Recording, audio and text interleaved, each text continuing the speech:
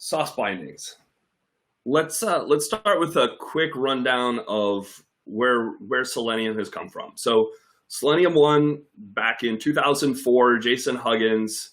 Essentially, this is the RC version. It's very JavaScript focused. There's lots of issues with it. Lots of both in like the way the design rolled together, kind of the problems with the JavaScript, cross-site scripting issues, things like that. So along comes WebDriver. Simon Stewart creates WebDriver, 2007, kind of merges in with Selenium. Selenium and WebDriver teams are like talking about it. I'm like, yeah, WebDriver is probably the way to go. So Selenium 2 was released in 2011 as with WebDriver support. But because, and I like to joke that Simon Stewart is slightly pathological with his need to make sure everything is backward compatible. And so he bends over backwards trying to make sure that everything can still work with older versions. And so WebDriver is released, but it supports all of the original, like Selenium 2 will support all of the original Selenium 1 code. Fast forward to Selenium 3, we're like, well, let's actually now pull all of that code out and just have the WebDriver code in there. And if you need the older code, we'll separate those out into other packages for you to use. So that was when Selenium 3 was released. Well, we've known since Selenium 3 was released, what, 4.5 years ago, that Selenium 4 was going to be the W3C compliant version of Selenium. And so that means adding W3C support to Selenium 3. The way Selenium does versioning, it's a little different than some people. The goal is for you to be able to run Selenium 4 code in the last version of Selenium 3. So everything that you should be doing in Selenium 4, you can use in Selenium 3.last and then update to Selenium 4.0 and it'll all just work. That's the goal. And the W3C process was kind of a moving target for a while as we're actually working on developing it. And so things were slowly getting built into Selenium 3 as they were available. Selenium 4, yeah, will hopefully be released soon, whatever definition of soon is. All right, so what is the WebDriver specification? Originally, Selenium developers wrote the browser drivers themselves. Google was the first one to take over driver development. Actually, I think Opera also wrote their driver pretty quickly back when that still mattered.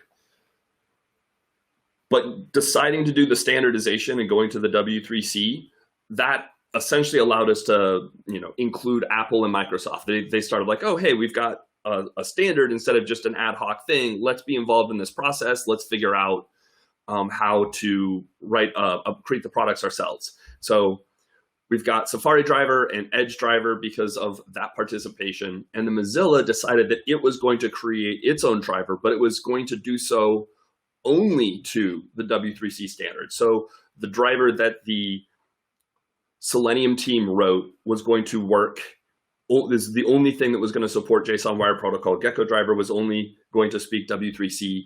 And that caused some issues early on when W3C, we were still trying to figure things out. So Selenium slowly adding W3C support in 3.x. Now, the funny design decision made in Selenium in order to make everything work backward compatible and all of the fun design decisions we've made is we've got this handshake code.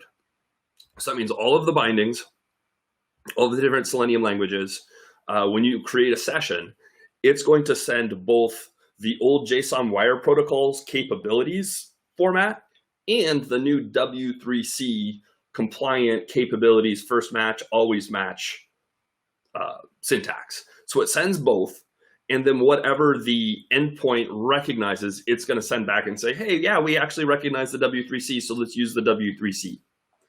This gets really complicated at Sauce Labs because there are a number of things that people are using and we don't necessarily know what version it's coming from. There's certain translations that Java Selenium is making for the user that Sauce Labs doesn't necessarily want to make assumptions about. So there's a lot of potential issues there. Well, let's take a look real quick at the compliance by browser for W3C. This is something that Jim Evans, the WebDriver Herald, Jim Evans put this together. This is a year old, this data, but it roughly is about where things stand. Essentially, Chrome driver is almost completely W3C compliant.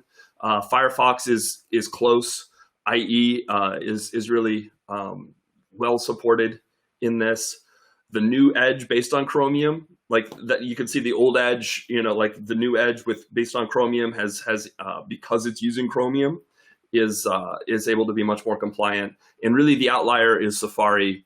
And so everyone who's ever had issues where like, why is Safari doing this weird thing? Some of that can be traced to this, where they just haven't finished compliance. And maybe I should talk for a second about why we did W3C in the first place, because oftentimes the same command would get sent to different browsers and it would do different things, like just responses were different. I think if you made a driver command when there was an alert on the screen, in Google would keep the alert up there but throw an exception. Firefox would throw an exception, but it would also remove the alert. And so you couldn't check to see if there was an alert on the page and then just handle the exception, because Firefox is like, oh, well, we got rid of that for you. Instead of like, well, I just wanted to know if it was there and if I could do this other check or not. So W3C is like, let's figure out what the right behavior is for everything. And so people don't have to put into their code, if Firefox do this, else if Chrome do this, because that's what people had to do in their code, 6, 7 years ago, 4 or 5 years ago. So let's decide all of that. Let's also make it a little less ad hoc. So for instance, we want to make sure that things didn't just grow organically in the JSON web protocol. We want to like, what's the actual right way to create a session? What are the actual valid things that we care about? So what this means for Sauce Labs. There's a handful of things here. The first is the way that capabilities were designed. Instead of just allowing, and I'll show examples here in a second, but instead of allowing just everything, there are certain things that are allowed in W3C, and for anything that is not one of those allowed things, you have to namespace it appropriately in order for it to work. So on Sauce Labs right now, only about 10% of tests are being run using W3C syntax, which is way lower than it should be. And there's a number of reasons why this is potentially an issue, partly because even if you're using the latest like W3C capable code, you haven't changed the capabilities such that Sauce Labs can recognize them. So the changes are really easy to be backward compatible for browser vendors and Selenium directly. It's more difficult for Sauce Labs users, because Sauce Labs users specifically have to change their capabilities in order for Sauce Labs to recognize what you want from us out of a session. One of the downsides of us returning a legacy session, because I said there's the handshake code, we almost always now are sending back, hey, we only recognize the legacy because we couldn't create the capability session we think you wanted. And I actually like the approach Sauce Labs is taking on that, because rather than trying to guess at what you probably want, we're trying to be like, hey, we can only handle what you're actually sending us. And if it's not completely obvious, then we're going to have to give you, what you asked for. But this could cause problems with latest browser versions that are expecting W3C things, and they're getting sent JSON Web Protocol or the OSS actions. And actions class specifically is one that changed a lot. So any of like the specific mouse movements or anything like that, that gets there's certain things that you just can't do on the latest drivers right now, the latest browsers right now, if you're using the old JSON Web Protocol. That hit some people and it hasn't hit others at this point. So all right, I mentioned the allowed capabilities. So the URL for the WebDriver specifications at the bottom there, these are the allowed, this is all that is allowed by W3C in the top level. So what does this look like when we're actually taking a look at code? So this is actual Sauce Labs recommended code that we had on our site, 7 years ago, 5 years ago, whenever we were giving out examples and saying, here, this is how you should do things. This is about what it would look like. Everything would be in the default capabilities class. This is Java. Sorry for anyone who would rather not be looking at Java. I understand your pain. Setting the browser name, the version, the platform, and then the Sauce Lab specific things like the idle timeout or screen resolution, the name and the build. And then we would have you build, your the URL with the username and the access key, and that's how you get your remote driver. Well, when W3C comes out, then we're like, oh, well, we're going to have to change all this around. We're going to need to separate into 3 different things. What's going on here? You need to have your Sauce specific options. And so that's where we're going to create a mutable capabilities instance. And that's where you're going to get your screen resolution, your idle timeout. For a while you had to specify the Selenium version. It defaults to that now, so that's not. And let's put the username and access key in that. Since it's all nice and namespaced now, let's put the Chrome options. We have to create a separate. Selenium is saying Java and .NET are both saying don't use desired capabilities anymore, use the browser options. And so all right, so here's browser specific options, whatever, set emulator, set a homepage, whatever it's going to do there in the arguments. Then you create a capabilities and then you pass in, you can see on line 18 and 19, you're passing in essentially the namespace, the sub options for Chrome options and Sauce options. And then you can just initialize the driver that way. So this is kind of what we've been telling people they have to do manually in order to be up to date with the latest functionality of the browsers themselves, as well as being ready for Selenium 4 when it gets released. So this is the idea behind the SauceBindings, or the first big push. I've had this idea of essentially providing users with tools that they can put on their computers and run as a library to help you interact with Sauce Labs. I've had that idea for, we're coming up on 4 years now for when I 3.5 years of when I wanted to have something like this available. This is the great thing because we know that 90% of the tests that are being run on Sauce Labs are not using W3C. We know it's a pain for people to set up W3C. So the idea is, how can I make that easier? All right. Browser options specifically, I don't want to redo what Selenium has done with their options classes. They've decided here's how you add prefs and arguments and all of those things. So anything that's browser specific, we'll have one of those. And then Sauce options, everything that's a W3C option or a Sauce Lab specific option, let's add that to the Sauce options instance. So let's create a Sauce options instance. We're going to construct it with the browser options that you're going to get from Selenium. And then you're going to set all the Sauce Lab specific things. And then you're going to create a Sauce session instance with the Sauce options instance. And then you can get the driver either from the start method, or you can do a get driver at any time from the session instance. So this is designed to be much more straightforward for what needs to happen. And the other thing to keep in mind here is we are in Java and eventually in .NET when we get that released, realize that this is being very explicit about what methods are allowed. So in order to make sure that you are getting exactly what you think you're asking for, we're going to make sure that, yes, set platform name, and we're going to have an enum, which is going to say, hey, Mac High Sierra, we're going to translate that. And if we go back a slide, we can see here on line 17 there, right? Platform name, it has to be lowercase MAC, uppercase O, uppercase S, space 10.13. It has to be that exactly. And so often we're sending people to the platform configurator to all right, figure out exactly what string you need in order to pass it in. Well, with the SauceBindings, it's going to be an option in the enum. So just update the latest version of the SauceBindings. And we're at 1.0.0 right now, but you would just download, or you would download the latest. And then if there's a new, oh, Mac Mojave came out or whatever. All right, download to the latest. And now sauceplatform.macmojave is right there. And you don't have to worry about what the version is. You can just use it directly. So enums where applicable, static, specific, explicit method names for the different things where possible. So big thing here is intelligent defaults. If you just want to take Windows 10, the latest Chrome driver or Chrome browser, just new session, done.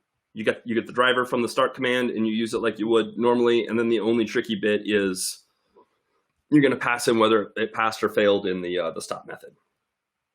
And that's going to quit the driver, and that's going to update the job results on Sauce Labs.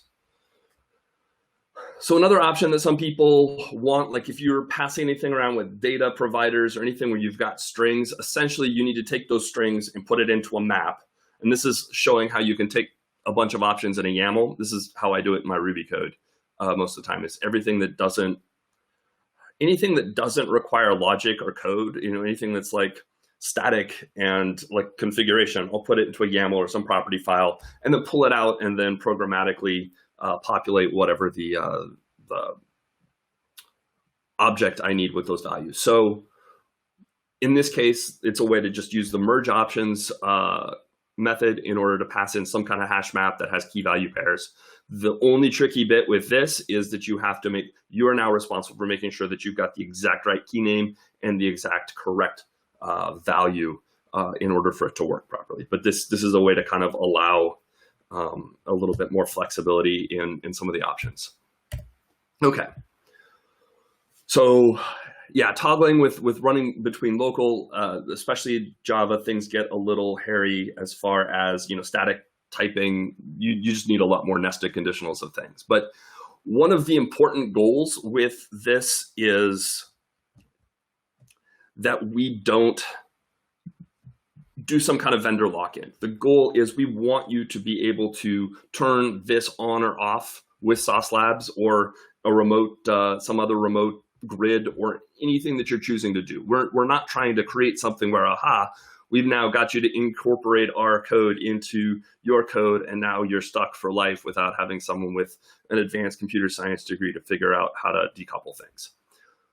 So if you take a look at the first two lines here, we're just creating the browser options and we're setting some capability on the browser options. That instance, you're either going to pass that into a Sauce options instance or you're going to pass that into a Chrome driver constructor, right? So Sauce options constructor or a Chrome driver constructor, right? So all Sauce Labs is doing is saying, hey, take what you were already going to generate anyway, add any additional things that apply just to Sauce Labs, and then start a session with it.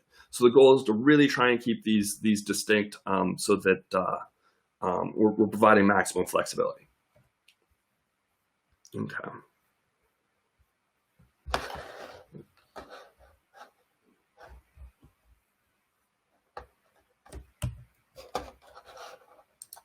Too many windows. All right, there we go.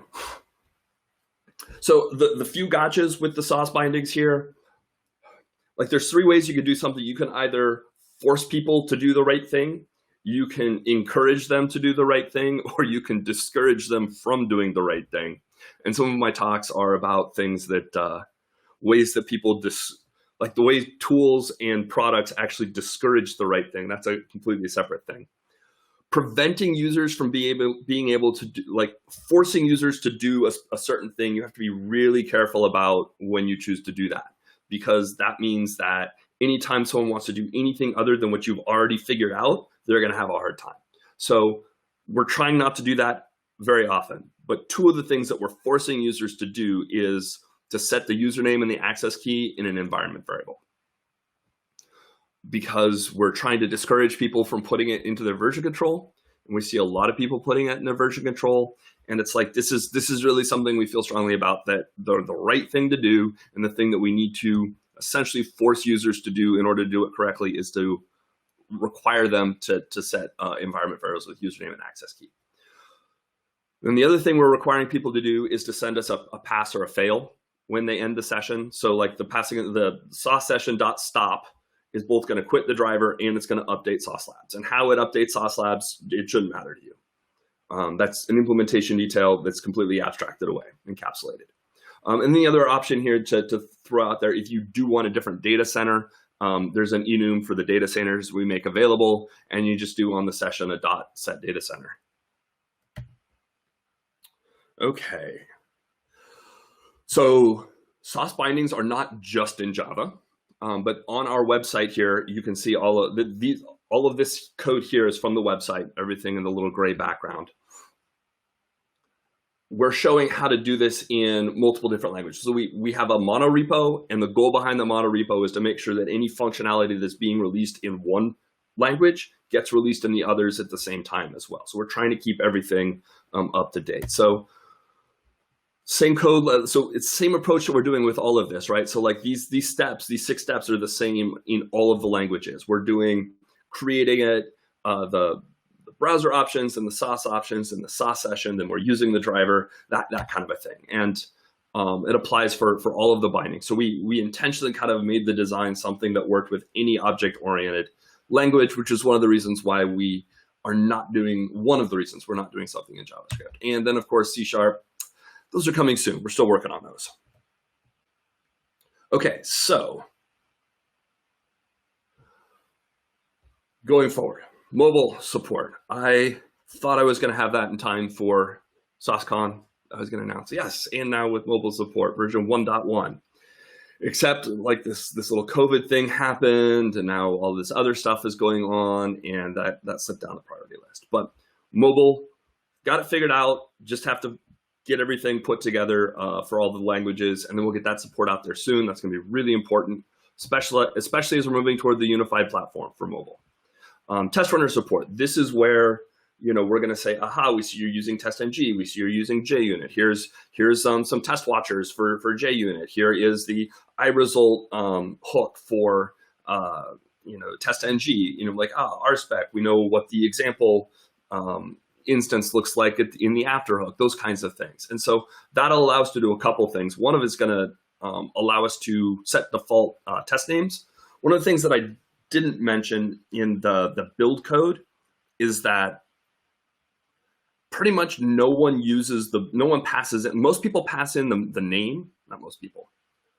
Almost everyone sends us a pass or fail. Most people send us the name of the test that they're running, but a fair amount still do not even do that. And then very few people actually send us the build names. And build names are so useful when trying to look at historical data of tests, trying to figure out a number of different interesting things, being able to view it on our site in a more useful way. And the frustrating thing is that most people are running tests on Sauce Labs with their tests on Sauce Labs with a CI tool. And the CI tools all have environment variables that are just right there, ready to use. And so, get the build name and the build number, and by default, the Sauce options instance will set a build name based on those environment variables. You can override that, but it'll give you a build name by default without having to do anything yourself. And we just figure out what makes the most sense from the name of the build in your CI tool itself. All right. So, and then the test runner support will also be able to do the same kind of thing for the method name of the test itself. The goal with Sauce Session is eventually going to be like anything that you need to do to interact with Sauce Labs session-wise, whether it's a JavaScript executor customization thing or an API or anything else, we'll just have wrappers for that. There's a lot of really cool things that extended debugging, which we rolled out, was it 2 years ago at SauceCon?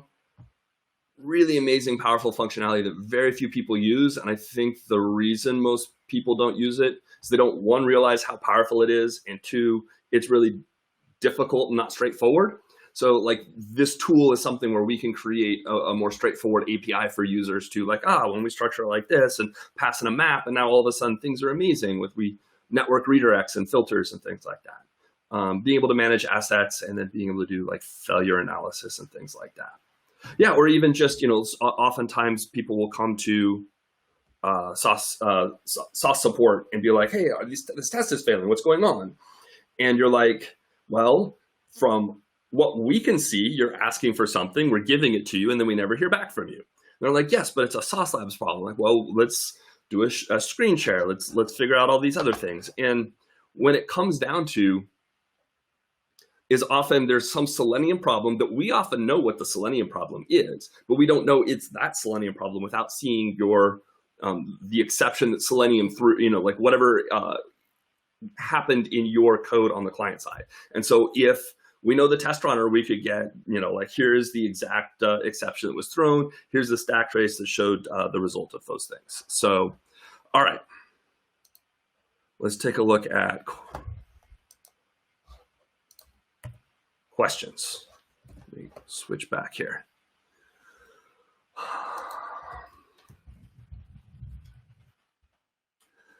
Let's see here. So we've got some questions here. I see session stop true and step session pass. Yes, they're the same. It made sense to just overload that method with either. We translate true into past when we actually send it along in the JSON blob. But it made sense to offer it to the user to do both. Do we know when the net bindings are available? Yes. There's been a lot of work on them. They're just not. We had to rename the project, and then that's kind of a pain in C#. And so there's just a lot of little things where we got off the track of everything was humming along together. And then all of a sudden it's like, well, either we can release these other 3 or we can hold off and wait until everything's done. And we decided just to push forward. So it's mostly there, and soon is the answer with the C#. All right, let's.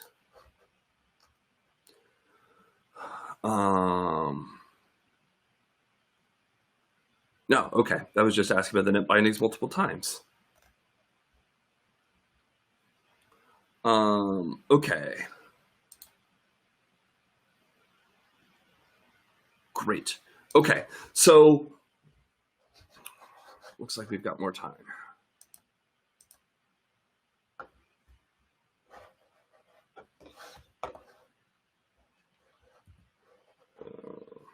Too many monitors.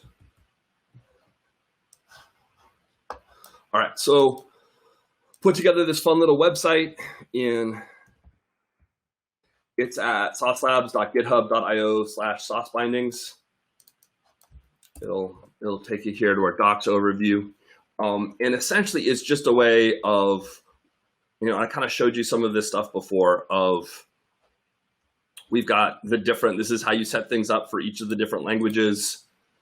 And we're just trying to show hey, if you're just trying to get something out there, the basic create session, the basic options, sauce specific options, browser specific options, how to use the data center. And then this is the stuff that I kind of talked about that we're looking to add going forward.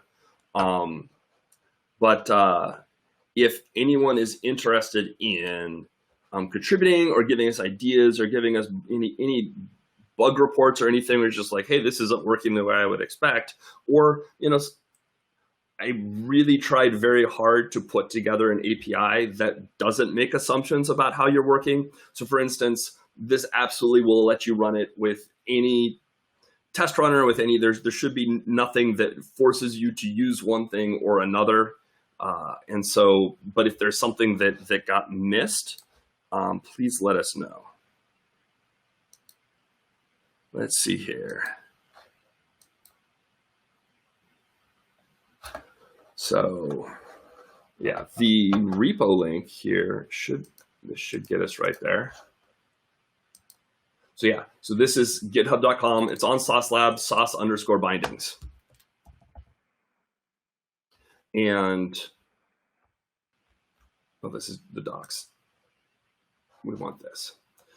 So the docs are all there so our website, all of our website code is here. The website, this generates the website. We're doing it with Docusaurus, which was really cool. I really have enjoyed that. But it's a monorepo, so all of the languages are here, and we're trying to do commits where we make sure we've added this option to for sauce options. Let's make sure that we're adding it support to that to all of the languages at the same time. So, all right. We're looking for help for the dot. Yeah, we would love help for any of this. Honestly, we were kind of humming along nicely with this, and then COVID comes along, and all of a sudden, rules for life change, and you're scrambling to try and keep up with everything. We definitely think that SauceBindings, where they're at right now, is super helpful to try and get people to do W3C compliant code. But we've got so many ideas, and there's so many awesome, useful, beneficial things for us and for how we can help you. So for your code, and then for how we can help you with additional things, if we can get some of these hammered out as well. So check out the website. We put a lot of time into making sure everything was there. I've got more stuff I'm going to be adding to the documentation soon. But yeah, absolutely. Any feedback or any issues or any requests for, hey, we have a hard time doing X in Sauce Labs. Is this something you can do? For instance, we require people to implement their own REST API in order to send a, like here, let's create a REST client, do all this stuff just to send us whether your test passed or failed. Like we should be doing all that for you. Just session.update result and you're done, or session.stop and you pass in the result. And we handle all of that through, wrapper code, so you don't have to deal with, some of those things. So, all right, any more questions? Where are we at here? So we've got a couple more minutes. And I guess the other bit here is, yeah, so we did an actual, so the actual release was a couple weeks ago. It's the 1.0.0 version for Python, for Ruby, and for Java. And the next version is going to have the mobile support. So that's kind of what I'm working on right now, and I'm looking forward to getting that out soon. But yeah, thank you so much for your time and for